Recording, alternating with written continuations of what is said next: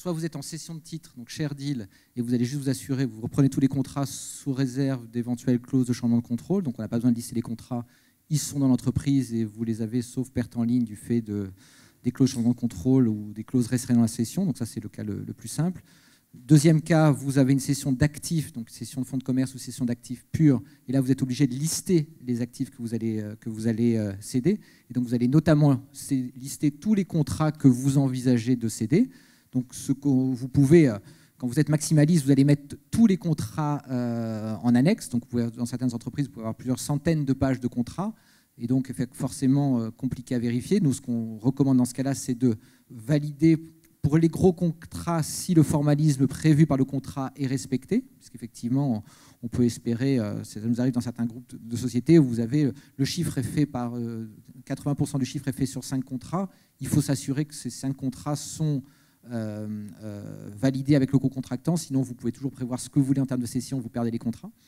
Et donc ça, c'est la partie cession d'actifs. Et quand on parle de branche complète d'activité d'un point de vue juridique, en tout cas, ça rejoint ce que disaient ça complète ce que disent les personnes en fiscal et en social. On est plutôt en apport partiel d'actifs à une entité qui entraîne, et si on est en régime juridique d'apport partiel d'actifs, il y a transmission universelle de patrimoine. Nous, on retombe un petit peu sur le même régime que sur la cession de titres. Très schématiquement, les contrats sont cédés, donc on n'a pas besoin de lister les contrats puisqu'on est en universalité, transfert universel de patrimoine. Donc là, on parle de l'hypothèse où vous apportez pré-cession d'une filiale tous les actifs à une filiale dont vous cédez par la suite les titres. Donc là, vous êtes en apport partiel d'actifs si vous en remplissez les critères donc juridiques qui vont se superposer avec le fiscal et le social. On est à peu près tous alignés, même si le prisme n'est pas exactement le même. Et là, vous n'avez pas besoin de les lister. Par contre, il est toujours pertinent de les regarder pour s'assurer que parmi ces contrats pour lesquels la transmission est envisagée, il n'y a pas une clause qui pourrait être mise en jeu, même en cas de transmission universelle de patrimoine.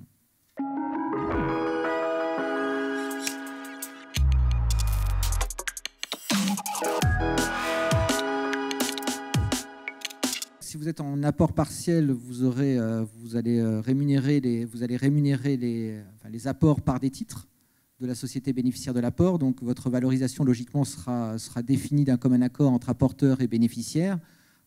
J'ai rarement vu, sauf si effectivement vous n'avez qu'un seul contrat, une valorisation par contrat. Donc si vous perdez des contrats, c'est un risque. Et d'ailleurs, dans la plupart des traités qu'on voit, traités d'apport, traités de fusion, vous avez toujours transmission universelle sous réserve des éventuelles clauses de changement de contrôle. Donc on le prévoit comme clause de style, mais on n'a pas tellement le choix, sauf à ce qu'on ait pu valider au préalable les contrats, enfin l'agrément des co-contractants.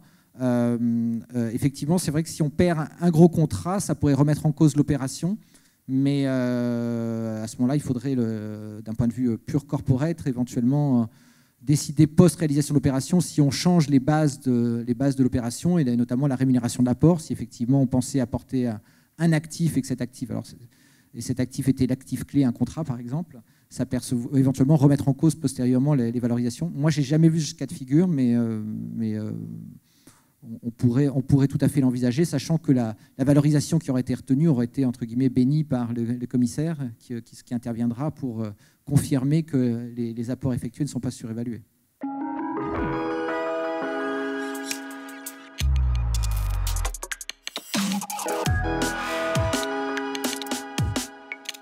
On peut toujours, on peut tout à fait, comme vous le savez, les valorisations ne sont définitives que, en général, ce qui est indiqué dans le traité doit être validé par la suite dans le cadre de l'AGE qui va se prononcer sur la réalisation définitive de l'opération. Donc entre la signature du traité et l'AGE, vous avez une petite période de latence qui peut représenter plusieurs mois. Et donc si on s'aperçoit qu'il y a certains contrats qui sont à risque, au moment de l'AGE, on peut modifier les termes du traité. Donc on peut tout à fait le faire à ce moment-là. Donc on a cette petite marge de manœuvre avant que l'opération ne soit définitive. Une fois que l'opération est définitivement réalisée, j'ai un petit peu de mal à voir comment on pourrait remettre en cause l'opération puisqu'elle sera, d'un point de vue juridique, définitivement réalisée.